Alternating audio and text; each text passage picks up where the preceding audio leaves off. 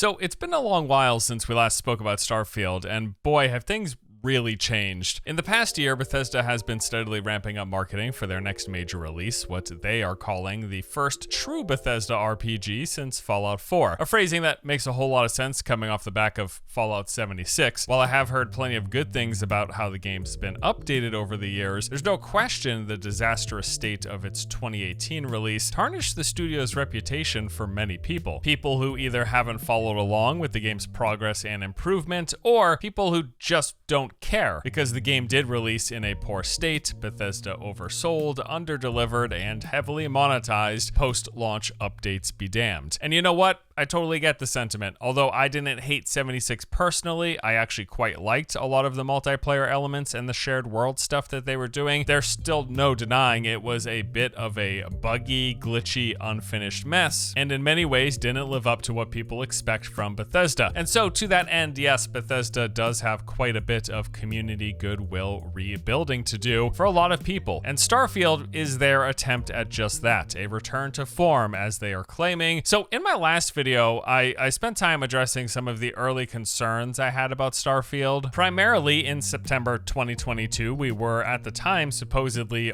nearly a few months away from release, and the gameplay demo they had released raised a few concerns, biggest of which for me really was being what was very clearly poor performance in the gameplay. And I tell you, nothing can kill a gameplay experience more than a constantly fluctuating frame rate. It actually legitimately makes me feel ill, especially in first-person games. And not in the hyperbolic, like, oh, I'm so upset this makes me feel sick kind of way. No. In the honest-to-goodness way that I will feel physically sick with first-person games that do not run at a smooth, consistent frame rate. So yes, for me, performance is a serious, legitimate concern, and that first gameplay trailer looked to have some really bad, inconsistent frame rate, so I was worried about that. But performance aside, because, you know, that can get addressed with time, I had some other early concerns, like the less than next-gen feeling visuals on display. A lot of what they were showing felt flat and muddy. The visuals looked to kind of lack a real fidelity that I would hope for from Bethesda's next big game, although this is a trade-off often made for scale and scope. Speaking of scale and scope, the extent of that is new and could be a concern, with Starfield replacing the single, fully realized, entirely handcrafted worlds of a lot of their prior mainline RPGs, replacing that with tons of space, empty space, and mostly barren planets. They've confirmed this actually. There's over 1,000 planets, many of which won't have a lot going on, which, while may be true to like the reality of what you would expect from space exploration, will that make for the most engaging gameplay experience? And then the last major concern really boiled down to Bethesda's new direction as a studio over these past 9 years, with their output consisting of serial re-releases of Skyrim, an Elder Scrolls phone game, and a live service game in Fallout 76. Across the board, the company has just taken a more modern day approach to monetization, and that has me a little bit worried if any of that would seep into Starfield. So those were my four kind of main points of initial early concerns about the game from what we'd seen and heard at the time. Things that had me going like, I really hope this gets addressed, that'd be good. So now here we are, 10 months, several new videos, and various interviews later, and you know what? I wouldn't say all of my concerns have been eliminated, but I would say a lot of them have at least been relieved to the point where I'm not nearly as worried about them anymore. And now that they've shown a whole lot more of Starfield with that direct, giving us a solid 45-minute showcase of the game, I'm currently thinking that this is in fact going to be the next real Bethesda RPG as they've said it will be. And that is something I'm pretty happy to be wrong about, frankly. I'm looking forward to a new good game. Seems like Starfield may very well be that.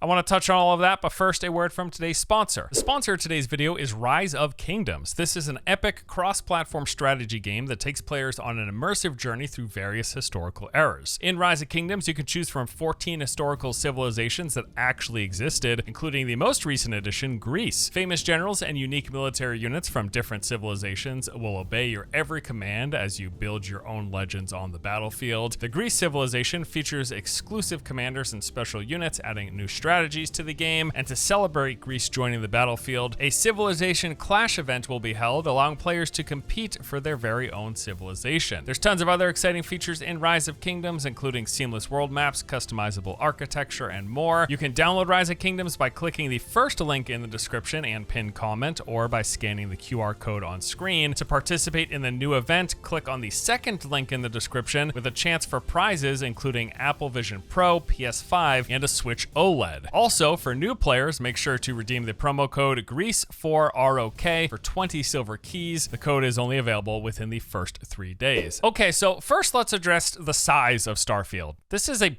big game, like a very big game, and a lot of the game and a lot of the play space that we'll spend our time with, most of it in fact, is procedurally generated. And this is a big shift from what their prior mainline RPGs have been known for. They've used procedural generation to assist in the development of these densely packed worlds, but now with so many planets, entire planets that are fully realized, a majority of the game is going to be procedural with the handcrafted stuff placed in certain areas within it. In an interview with Kind of Funny Games, Howard touched on this, and I want to read this quote to you. Obviously, it's procedural because there's no way we're going to handcraft an entire planet. What we do is we handcraft individual locations, and some of those are placed specifically. Obviously, the main cities and other quest locations, and then we have a suite of them that are generated or placed when you land, depending on the planet. So very clearly, how this is going to work is there are going to be specific cities and very important points of interest to the main story quest, to specific side quest in individual locations. They are static. They were all the handcrafted Bethesda uniqueness and very intentionalness that we expect from a Bethesda game. But then we have whole planets, and those whole planets are procedurally generated. The layout of the foliage and the animals on them and the resources you find on them and all of these things are generated, and they've actually talked about how it's actually generated as you approach and you first load into the planet, and then specific parts of those might also be handcrafted. So maybe they set down a particular small city on a planet, and when you come across it, you go there and there are particular NPCs, and they might have you go out on quest to procedural locations, to procedural caves, to procedural outposts, to procedural research facilities. There'll probably be like different categories of types of locations that you can find on the different planets, and then those procedural elements will come into play. And I think that is a fine way to do it, as long as we are able to not feel like we're just getting lost in a mess of procedural nothingness. I feel like that's something that I felt with a lot of games that do procedural generation, and they give us basically endless scale, but it's all random and almost means nothing because of it. You go over a hill, there's more plants, there's more ore to harvest, there's more animals to shoot, but nothing is like really interesting and unique and handcrafted, which again, those things that we expect from Bethesda games. But we do know there is fast travel. We do know that we can take off and land from anywhere on the planet, and we do know that they're going to highlight the most important areas, and it just seems like the bulk of the rest of the stuff, although it might make up for a majority of the total play space, like the total surface area, the space out in space, and then the space on the planets, even though a majority of that might just be procedural nothingness, if you will, as long as we're able to quickly and very decisively go to the most important things, and those things are highlighted for us, I think the presence of that isn't a problem. If anything, it just opens up more possibility for the modder scene, right? A couple of other quotes here. It's a difficult design thing. If you add too many things, if it's generating too many abandoned bases or towers or things to find, it starts feeling too gamey in some of those locations. Then saying, we hope everybody enjoys it for what it is, but it is an exploration different than what we've had, where you're landing, you're exploring around that landing spot, and then you're probably going somewhere else. And I think this is probably the key distinction that I was initially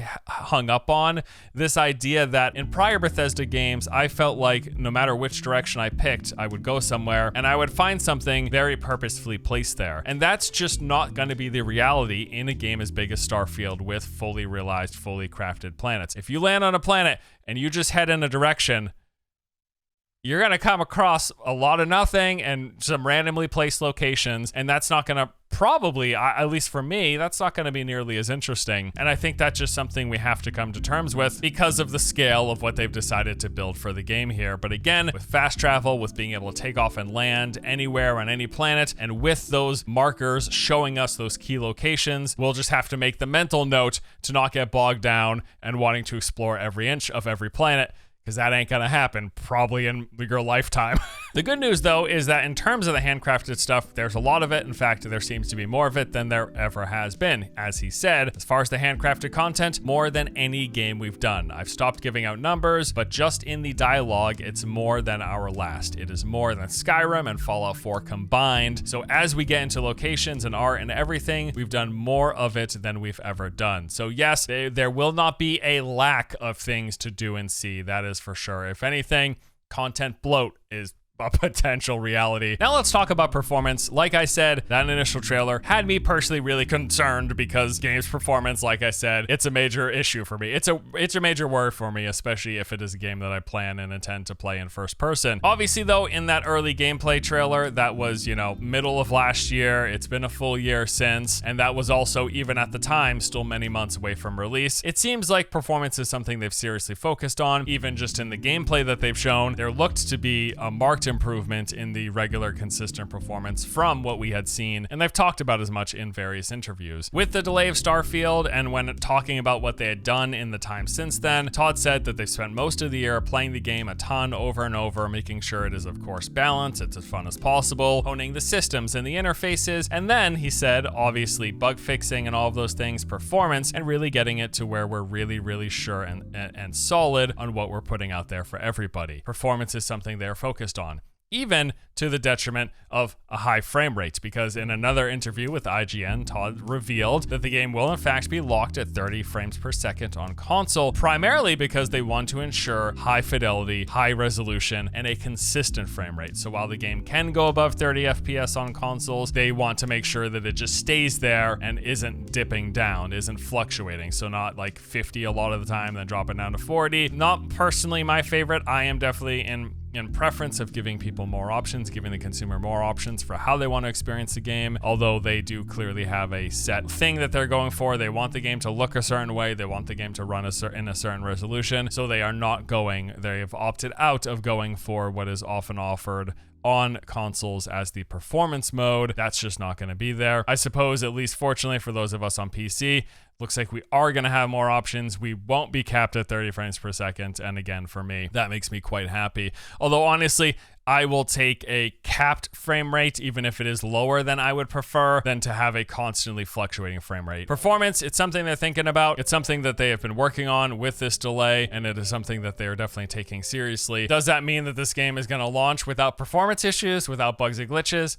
Oh, I mean, absolutely not. What Bethesda game has? Not one in my recollection, at least not in my personal play experience. Every Bethesda game I played at release, it was a bit messy, and I expect this will be the same. I just hope it isn't too bad, I suppose is my main thing, for all of the reasons that I've talked about before. Now, in terms of visuals, I do still think many of, specifically the outdoor areas, look a bit washed out. I guess my main thing at this point is I'm unsure if that's just largely due to the way they've done things like the lighting and the atmospheric effects, or what may very well be the case if it has more to do with YouTube, like the way YouTube does its encoding. A lot of videos with any of these fine granular atmospheric or particle effects can just turn into like a blocky, crappy looking mess. I know a lot of times I will watch a gameplay of a game on YouTube and it looks way worse than it does when I'm actually sitting in front of my computer and playing it. So I'm just keeping my fingers crossed, really, that is the case for a lot of those outdoor areas that I don't think look that great. Even in spite of that, all of the indoor areas look fantastic. And I did think that back in that initial trailer that they showed, that 12-minute gameplay kind of first look, that has been reiterated most recently with the Direct. I think the indoor areas, the fidelity there, the clarity there, absolutely on point. I think it looks really good. So I'm really happy with that. We'll have to see how those outdoor areas hold up. But also, ultimately, thinking it through more, I understand that a trade-off in visuals is part of what comes with the sort of scale that they're going with. And also, graphics just don't make a game at all. I've played plenty of games with what we would consider not good graphics that I've really enjoyed. And I think especially for something like a Bethesda game, with the kind of clockwork nature of its universe, with how they handle physics, world, and item interaction, I think it's okay if the graphics are just a little bit lower. Like, yeah,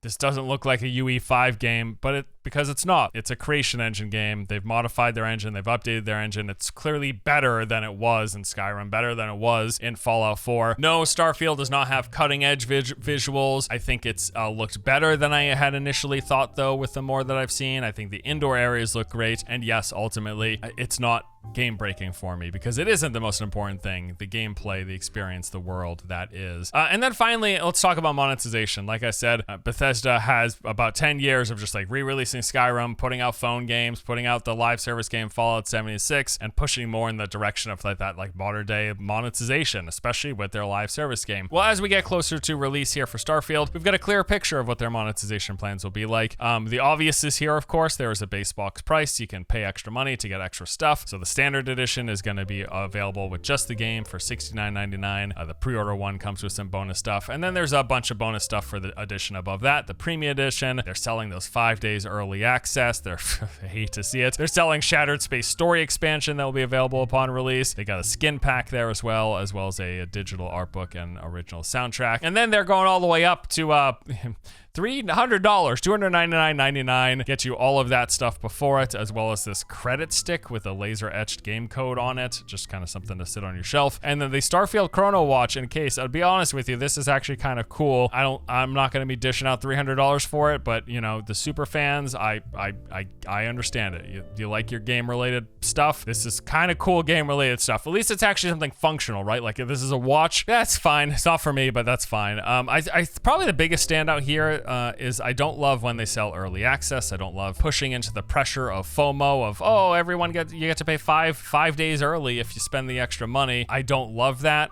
It's just kind of par for the course here. What am I going to do about it personally? I complain about it. That's what I'm doing. I don't love it. It's here though. So, and I mean, it shouldn't come as much of a surprise, but yes, they already have expansions in the works. If you buy that premium edition, you get basically you're pre-ordering the story expansion. Before you've even played the game, you can pre-order the story expansion. I mean, I know they've bundled it all up, but I just find it kind of funny. It is worth noting there was kind of a bit of discussion around the fact that according to the game's rating, when it was officially rated, it was stated that the game would have in-game purchases. Now, it's important to keep in mind this, yes, of course, could refer to microtransactions and a cash shop and things like that, but it also could certainly very likely be referring to the Creation Club content that they're likely to have and or any DLC expansions, which we already know that there's a story expansion in the works, so it could also very well be referring to that. Now, according to Todd, probably unsurprisingly, they do plan to support this game post-release. It's not a live service game, but they're going to be releasing new content for sale. I mean, I'll be perfectly honest with you, I'm just happy we're not dealing with another live service game, and I know I like live service games. I cover a lot of live service games. I cover MMOs, I cover the shared world games, I cover a lot of these games that have the season pass, that have the in-game cash shop. It's because I love the structure of those games and the multiplayer nature and the regular updates of those games, but I don't love the monetization. Even though I understand that is part of what keeps those engines churning. I get that's why we are where we are with how that monetization is done, even if a lot of companies maybe probably push it a little further than they need in the name of profits, because that's what they're here for. They're here to make profits. So they'll do what they can until they piss off their player base, even in spite of pissing off their player base. But it doesn't matter. If they're making money and we're still buying the games, they don't really give a crap. But yes, as much as I do play and enjoy those games, I enjoy them in spite of that, how that monetization is done, especially when it's aggressively pushed in your face and you're constantly seeing the shop and you're constantly asked to buy these upgrades and you're constantly reminded of the new purchases. I enjoy those games in spite of those elements. I am just so happy to be getting games that aren't going to be full of that crap. The games that are just games, like I talked about in another video, I like a game that feels like it's just a game. And and as the time goes on, I get more and more the sense in it, besides the monetization, that Starfield is going to be a game that just feels like a damn game. It doesn't feel like a service. It doesn't feel like something trying to reach its hand over through the screen into my pocket and pull some cash back towards the publisher, right? And that's probably the thing I want to wrap up with here the most, you know, talking about those concerns that I've had and how some of it, a lot of it has been alleviated, although not completely eliminated. I'm just happy that as we've seen more of Starfield and as they've released more videos, I think specifically that Starfield Direct, it showcased so many awesome features and systems, and just what they've shown of the game have left me pretty pumped to jump in and play. I think the combat's looking really good. We got a lot of weapon customization, different things you can change. You got the different melee options. Combat, they've said, is more dynamic, and they've updated the animation system. It's all more fluid, and I would agree with that quote. I think it looks to be very much so that. They've also got cool elements like with the gravity on different planets affecting the actual combat, affecting like the ballistics. Like in 0G combat, firing a ballistic weapon will physically push you backwards, but energy weapons won't. I think there's a lot of different cool elements that play with combat that that in conjunction with the skill system and the customization that can come through that and how you can tailor your character. This all looks pretty cool. I don't think I've seen a lot, or at least I haven't in my research seen a lot, but I hope they do something with the gear and stuff you can find, weapons with like different abilities. Speaking of which, part of that showcase, we saw what looked like space magic. Yo, go all in on that. Just like give me all the space magic. That would be super dope. Space flights in the game, so that's cool. We got the outpost and customization that comes through that. There's the companion system. There's the ship customization. It's just crazy. Like you can make, like, what's this, like Megatron or something? I don't know, Transformers, but stuff that you can make in this game, look like it's just really, really cool. I think there's a lot of cool things about this game, and as we've seen and learned more, I am just that much more excited. And I'll wrap up by saying I think there's a very good chance we're gonna have performance issues and we're gonna have bugs. That may still very well be a serious concern when it comes to release, because that is just part and parcel, it seems, with a lot of these Bethesda mainline games. But the other concerns I had ultimately have either been addressed or, upon second thought, I think just don't matter, because it seems like this is going to be a good game. And that is really what it boils down to. We are still at this point now. I said this like, whatever, it doesn't matter when I said it. It seemed for the longest time like, oh man, nobody makes games like Bethesda. Like they still have this unique hold on this particular type of experience. I'm not saying there aren't other open world games, because there are plenty of other open world games. I'm not saying there aren't large games. There are plenty of those. But the way Bethesda makes these games and the type of worlds they craft and the interactivity and the immersiveness of it all, they are still in a league of their own when it comes to this particular type of open world RPG. And it seems like that is going to continue here with Starfield. And I think that is what has left me so excited and so happy to be wrong about my early concerns, or at least to no longer be worried about my early concerns. So with that, yes, I am happy to say I was wrong about Starfield. And I think that's pretty great, because that will mean that there's going to be a good game to play. Hopefully that means there's going to be a good game to play. Looking forward to it. We are not too far away from release, and this will definitely be one of the games of 2023. Hopefully it'll be one of my favorite games of 2023. We'll see. But that's it for today. Thank you for watching. Hope you enjoyed the vid. I'll see you later.